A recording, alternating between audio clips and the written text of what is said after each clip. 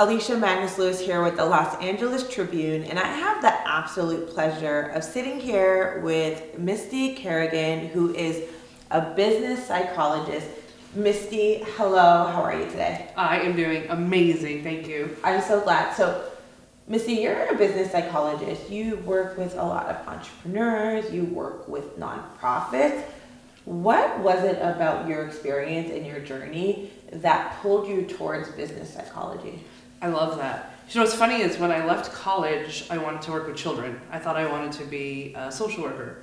And then I got a job and realized I don't want to be a social worker. And then I wanted to be a therapist, still working with at-risk youth and foster youth. And I, by accident, created a goals group. And I created this goals group, and some of the kids came to the group and they started achieving stuff that I didn't even think was possible.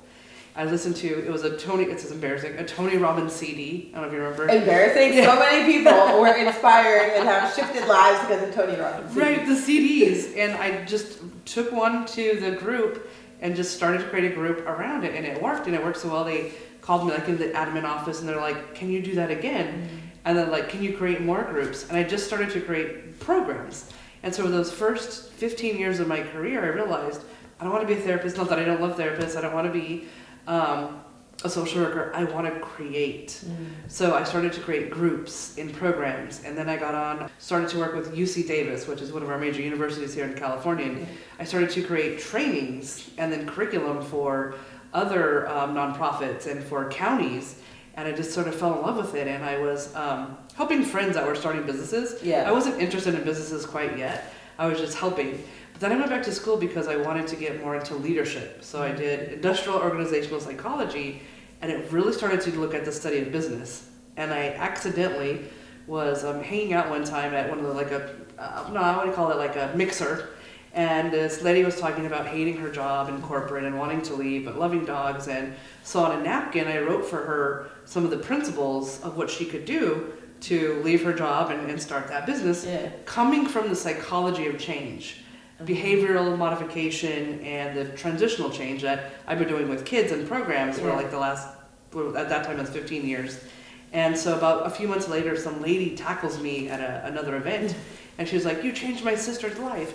Now I didn't know, I thought it was someone from the nonprofit world, right? Like, oh, is your sister, was she at the residential treatment? And she's like, no, she's like, my sister left her corporate job and started a company, and she's at 6 figures walking dogs and loving life. And so I was just taken back, and I'm like, if I could do that, I wonder what else I could do.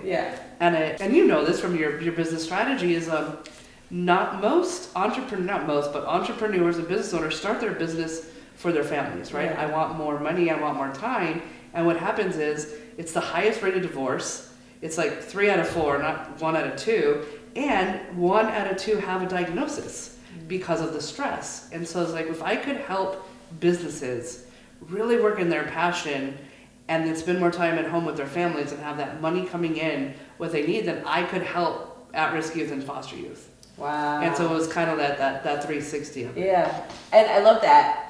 Misty Kerrigan, a woman that loved dogs and a napkin, right? It changed her life, and it showed you that what you are doing, you just get to continue to evolve and help shift people. We're gonna get back to the kind of business strategy, business psychology in a moment, but you do so much work with at-risk youth. You have training programs, but you also work with at-risk youth and their communities, the families around them. So can you talk a little bit about the kind of integrative, holistic perspective that you take when you're working with the youth in the communities that you're in? Oh my God, that's such a great question, especially knowing what your mom does and her sort of same philosophy. I got to meet Alicia's mom, and this lady's like phenomenal in education, and we shared some of the same philosophy, which is you can't just work with the youth. It has to be the family, the siblings, the parents, because the youth is a unit and not just an individual. But some of the philosophies I did is we created a independent living program for foster youth. And they wanted us to create it to teach them like how to balance a checkbook and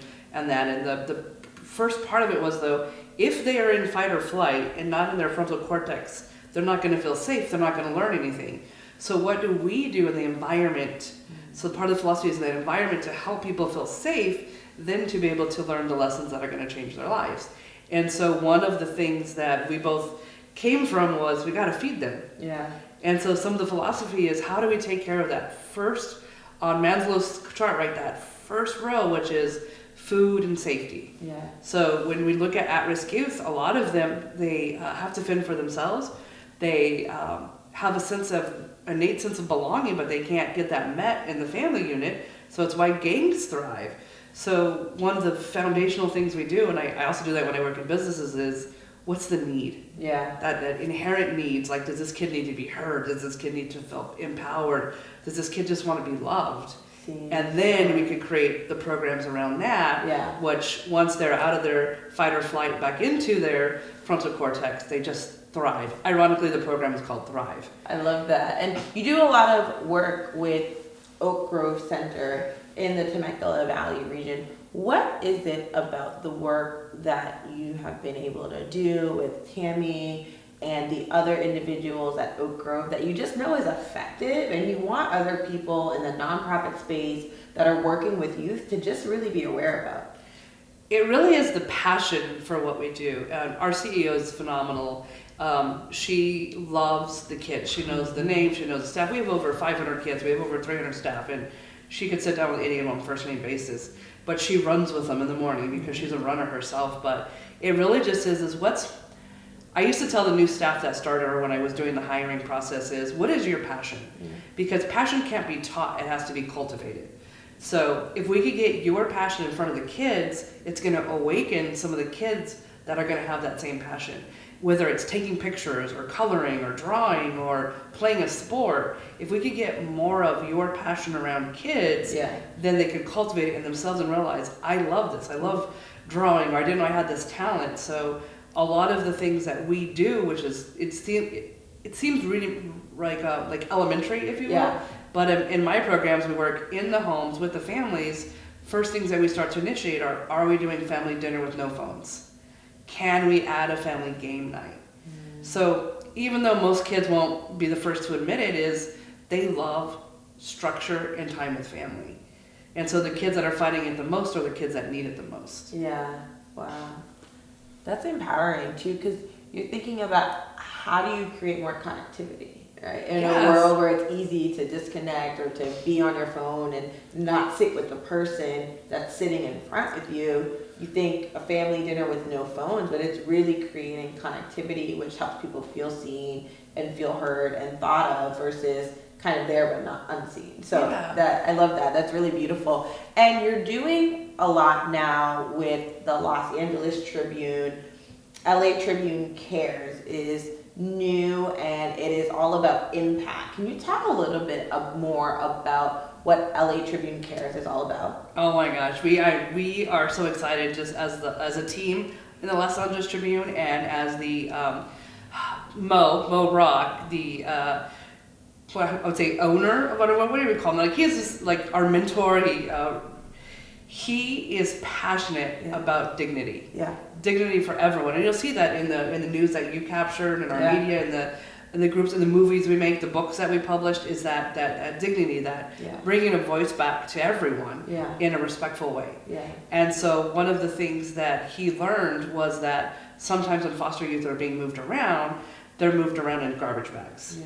And what a piss poor way to tell a child how important they are, right? Like they have a little stuff anyway. Some of them have a lot of personal belongings, but now it's trash, right? And so one of the things we really want in the Los Angeles Tribune Cares is not only funding coming in to get more things in front of foster youth, you know, like if we could get more horseback riding and sports and drawing and classes where they learn how to just do this very thing, like shoot their own podcast. That's the stuff that's going to be empowering. I think that's the first layer of it, is how do we get programs to the youth or get the youth around things they necessarily might not be around. And then on that next level, Mo wants to change the law. Yes, he does. Mo wants to federally change the law, and we're really going to be rallying around a Dignity Act for foster youth, whereas no one in the United States in the system, foster youth system, will put anything in a garbage bag unless it's trash. Because that's trash goes in the trash bag. People's belongings does not, which is why the Dignity Care Act, you know, spearheaded by Mo Rock, the CEO of the Los Angeles Tribune, is just doing that. It's giving a voice to those that can be voiceless, but saying like, this should not be, and not just saying it, but actually doing something Absolutely. about it, which is so important. And there's so many individuals that work in the nonprofit space that are going against societal challenges and making an impact, and that's why it's so important to bring visibility to the work of individuals in the nonprofit space, because it does make a change, it does make an impact, and people remember. It's kind of like, Misty, we started off here, you were talking about the woman who had the dog walking company and a napkin. It was her sister tackled you to say, oh my gosh, you changed her life. And, for you, because you're in your zone of genius and in your creativity, you're like, yeah, of course it's what you do. You wrote it on a napkin, right? But for her, it legitimately changed her life. And so it's so beautiful to see as you continue down your pathway of working with entrepreneurs and working with businesses and advising for a nonprofit. What are you most excited about?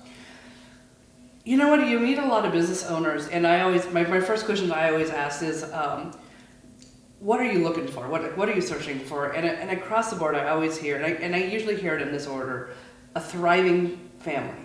They care about their family. Like, I want a thriving family, a successful business, and at the end of the day, most business owners want impact in a bigger cause. Yeah. Whether that's feeding the hungry, or finding ways to help the homeless, or looking at ways to even teach kids how to read. I mean, there's so much stuff that's still out there needing to be done. Yeah. And then my next line to that is, how would you like to do that with more time, money, and energy? And they're like, well, of course, that sounds like a dumb question. Time, money, and energy. Yeah. Aren't those the three things that people want? Now, the crazy part is, and you could attest to this, I mean, this lady flies all around the world in a day to get to somewhere, to get to an event, to see. I love, I'll use you as an example, right? It's like, fly home for Christmas to see the family, give mom and brother a kiss, and see dad for the first time in a few years. Yeah. Fly back cross country to show up live at an event on Earth Day. Fly back cross country to go to somewhere to enhance your learning, right? But when I see her and she should be exhausted, you have the biggest smiles in the world. It's like, well, how was it? You're like, I don't know which state I'm in, but I've been learning. I'm seeing my family, and I'm kicking ass in my career. Yeah. But you're tired, but it's a different tired. It's not the tired you get when you're just like, this shouldn't be my life tired, where you're like, I don't want to get up because I don't want to wake up to my life. You're tired, like this whole week we've been filming and going is. You're joyful and you're exhausted. It's like an energized tired, but it's a place of like, when you're doing what you care about and you're making an impact and a difference, anytime we invest time into something, it takes energy, but it's energizing to do the work, so it creates that flow and that balance. And for you, Misty, what is a message that you have on your heart, whether you've shared it with friends, colleagues, clients in the past, or you just shared it in your journal, you've never said it before, that you really want people to know and be aware about? What would that message be? I always wondered if there was a commonality between all the kids that were struggling, because I work at a mental health institute where kids live there, or they come to school there, or they want to kill themselves, so they come part of the day to learn some of the skills to want to still be here. And across the board, it really came to their self-value. And their self-value came from their belief system. And a lady told me at one time, and I stole it, and I say it all the time now, is the things we believe to be true, we create. The things we believe to be true, we create. So if you want something better, we got to believe something better. Yeah. And a lot of things, what the Los Angeles Tribune is able to do, and I think it's why we all just come together on the things that we do, is hope. Yeah. Good news. Like every time you turn on the channel, I don't want to feel like depressed. I want to turn the TV on and know that, man, someone who's struggling made it. Or some of the favorite things that we're here during the Los Angeles fires, and I'm watching these articles and stuff, and it's the people showing up for the people. Yeah. It's these food carts that were just showing up giving hot dogs, which inspired another cart to come and give out pizza, which inspired another cart. There was so much love in one of the neighborhoods that they were turning volunteers away because they had too many volunteers and people showing up to help the people that lost everything. That's the news that makes me want to get up and do better. Yeah. Not the devastation of who caused what and what it did, where you're seeing on all the other channels, but the news is that humanity still exists, and at the very end of the day, we could give someone else hope. Yeah, as you communities coming together is so important. I think you see that when something challenging or difficult happens, it can be easy to blame and, Oh. and point fingers, but what does it look like when community does come together and support? What role has collaboration played in your career, in your life, in the work that you do in a way that was effective? And how can you kind of inspire and share with those that are watching, like how much of a gem collaboration is when you can collaborate to make an impact? It's and I love that question because I think we've been living in that sort of realm in this last year. Is the if you have an idea, even if it's I call it a God wink, something like God's moving you to give $1 or God's moving you to give $100. It doesn't matter. Is in that moment, give it. If God's pushing you, just what I heard so many people over the last few events we've done is, I really didn't want to come, but something in me told me I should be here. Now I'm here. I met this person. Now my life's changed. Yeah. So it's first level is follow those instincts to show up or to give when you feel like giving of your time, of your money, or maybe even of your talent. But one of the craziest things is the Los Angeles Tribune put on an event to honor people. Yeah. To say thank you to people who are out there serving the communities. And some of these people, it's thankless. So when you show up and you get an award or someone just saying, hey, we see you, thank you for all the work you do, it matters. Yeah. So we were giving my boss the Presidential Service Award. Yeah. And so it was at the event, we got to hand her the plaque, and I got to say a few words because I've been working there for 24 years. And what happened was he's a preacher, and he works... Pastor Troy Vaughn of the LA Pastor Mission. Troy Vaughn of the LA Mission was CEO in the of the audience. LA Mission. Yeah, because he came all the way out from LA. And he received the President's Lifetime Achievement Award. So he's getting, because both of these individuals are getting awards for all the good work you're doing, right? Yeah. And so instead of just sitting back and being honored, the first thing Pastor Troy did after the event was call and say, hey, we got so blessed this Christmas. We want to bless Oak Grove. Yeah. And so we're like, can we send you guys a few toys? Yeah. And we're like, oh, we would love that. So I show up at 9 a.m. on a Sunday expecting a few toys. And it was a moving truck and a truckload. 1,000 toys. 1,000 toys, like nice toys, like Disney toys, skateboards, like stuff that kids wouldn't normally see because sometimes foster youth or at-risk youth kind of get like here's some Dollar Tree crayons, you're welcome, right? But 1,000 toys came out of this van, and we got to set them up and got to see just those toys changing lives. And someone's like, someone got me a skateboard? Yeah. But it was such a funny way to be like, we're at a community event honoring these amazing people, and in that event, they still want to help each other. They still want to collaborate. They still want to help each other. And the joy, right, for the kids that received all of the toys as part of the LA Tribune Dignity Toy Drive. Dignity is a theme here because everyone is a person, but it just shows collaboration. And I love what you shared too, because at that event, there's some people that were there, they're like, oh, I wasn't sure if I was going to make it, but they showed up. And you never know what happens when you show up, and you never know what happens when you meet someone that you weren't expecting to meet, or you pass by them in the bathroom, and then it can change their life, and it can change their, your life, and it's that ripple effect. I want to add to that is our friend Crystal was there from San Diego. Yes. She's had her crown because she won a pageant, but as I come up and I said, like, your crown's so beautiful, and she's all, I wear it because of the nonprofit that I support when I'm at these pageants, and it's for veterans. Yeah. And it's gaming. Yeah. So this nonprofit works with getting veterans together to game so that they decrease the suicide rate. Yeah. And I could just heard a little bit of information. I'm like, that sounds amazing. Yeah. 2 days later, I'm training in San Diego, and one of the top individuals in the San Diego County, and they work with the homeless and with veterans, he says, we don't have enough resource for veterans. And I'm all, you're not going to believe this. And I'm like, 2 days ago, and I'm like, they do gaming, and they've already, something about over 100 suicides they've already prevented. Mm-hmm. Because in a moment, if you're in a weak moment, you could press a button and someone's going to call you, someone's going to talk to you. And he's like, you have to give me the name of that organization. So I'm calling Crystal. Crystal's sending me the CEO's number. And so the county of San Diego wants to add that to all of their resources for veterans so that could save lives. But like you said, we're just setting up the party. Yeah, it's the ripple effects, and it's the ripple effects that create change. It's so beautiful, Misty, the work that you do. You're also in the Los Angeles Tribune film, Pillars of Power. You share such an impactful line in the documentary film. I don't want to share the line right now because I think, we want people to watch the film, The Pillars of Power. But for you, why was it important to get your message out there, which is all about helping people achieve the things that they're looking for in life, but maybe not in the way that they would actually expect? When The Secret came out 20 years ago, or about 20 years ago, it changed my life, because I was like, it is true, the things we believe to be true we could create. And it was this beautiful message on the thoughts create things, manifesting.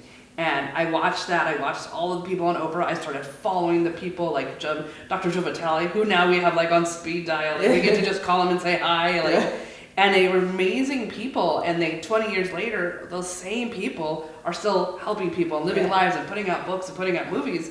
And when I get to ask them, the one thing that we always kind of agreed with on some of the people that were in the movie was there was a gap. There was a gap. It was an amazing movie and a great concept, and it did change a lot of lives. But for me, the gap was, how do we get from here to there? What do we do in the dailies? Yeah. So greatness is amazing, and success and power, but what do I do today, Monday? What do we do tomorrow? Like what is that missing link? And the pillars of power, which is blowing me away with all the people we're meeting and all the interviews, is there really is just everyday people who achieve greatness through specific things that they're talking about in the movie. Yeah. And in the movie, we were able to kind of put together, we're strategists. Like, we could talk strategy for hours, but strategies. And we're very passionate about strategies, because strategies is how you get across the gap. It's the bridge to here to there. And that's what this movie is I could watch this movie tonight and tomorrow start to walk. Yeah, tomorrow we could start tonight, right? So, Pillars of Power is a film produced by the Los Angeles Tribune that explores the intersection between science, spirituality, and leadership. And like Misty was sharing, it highlights so many actionable strategies to help individuals go within, but also to put a game plan together of like, what do I want to shift and why? And explore that why question too, and then figure out what greatness means for them in their own way. And so I don't want to give away your line because it's too good in the film. So I encourage you to watch The Pillars of Power. Misty, it has an absolute pleasure speaking with you today. You're doing so much. I know that every business you touch, their impact is going to amplify, because that's what you do. So I know we have so much exciting experiences and world impact to see from you and the people that you collaborate with. Until next time, it has been a pleasure speaking with you. I hope you were taking notes. Misty shared a lot of gems, and you will be hearing from her again sometime soon. Until next time. Bye, guys. Thank you.